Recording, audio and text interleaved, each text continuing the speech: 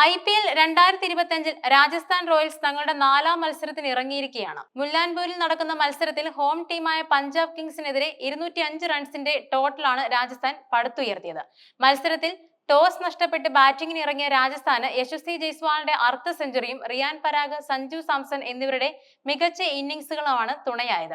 ആദ്യ വിക്കറ്റിൽ 89 റൺസിന്റെ കൂട്ടുകെട്ടാണ് ക്യാപ്റ്റൻ സഞ്ജു സാംസണും യശസ്വി ജയ്സ്വാളും ചേർന്ന് പടുത്തുയർത്തിയത്. മികച്ച രീതിയിൽ ബാറ്റിംഗ് തുടരവെ സഞ്ജുവിനെ മടക്കിയാണ് പഞ്ചാബ് ബ്രേക്ക് ത്രൂ നേടിയത്.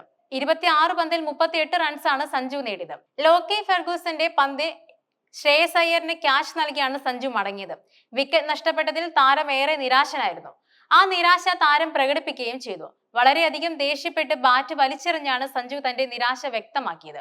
കളിക്കളത്തിൽ സ്വതവേ ശാന്തനും സൗമ്യനുമായ സഞ്ജുവിന്റെ മറ്റൊരു മുഖമാണ് ആരാധകർ കണ്ടത്. സഞ്ജു പുറത്തായതോടെ വൺ ഡൗൺ ആയി റിയാൻ പരാഗാണ് ക്രീസിലെത്തിയത്. തുടക്കത്തിൽ വളരെ പതുക്കെയാണ് താരം ബാറ്റ് വീശിയത്. എന്നാൽ പോകെ പോകെ താരം മൊമെന്റം കണ്ടെത്തി. ടീം സ്കോർ 123-ൽ നിൽക്കവേ 2ാം വിക്കറ്റായി ജയ്സ്വാളും മടങ്ങി. ഫെർഗൂസന്റെ പന്തിൽ ക്ലീൻ ബൗൾഡായാണ് താരം മടങ്ങിയത്. പിന്നാലെ എത്തിയ നിതീഷ് റാണയും ഷിംറോൺ ഹെറ്റ്മെയറും മികച്ച കാമിയോ ഇന്നിംഗ്സുകൾ പുറത്തെടുത്തു. ഹെറ്റ്മെയർ 12 പന്തിൽ 20 റൺസും നിതീഷ് 7 പന്തിൽ 12 റൺസും നേടി മടങ്ങി. പരാഗ് താളം കണ്ടെത്തുകയും പിന്നാലെ എത്തിയ ധ്രുവ് ജുറേൽ തകർത്തടിക്കുകയും ചെയ്തതോടെ സ്കോർ 200 കടന്നു. ഈ ഗ്രൗണ്ടിലെ ആദ്യ IPL 200+ സ്കോറാണിത്.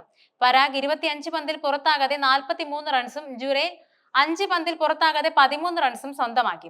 ഒടുവിൽ നിശ്ചിത ഓവറിൽ 4 വിക്കറ്റ് നഷ്ടത്തിൽ റോയൽസ് 205 റൺസ് സ്വന്തമാക്കി. പഞ്ചാബിനായി ലോക്കി ഫെർഗൂസൺ 2 വിക്കറ്റ് നേടി.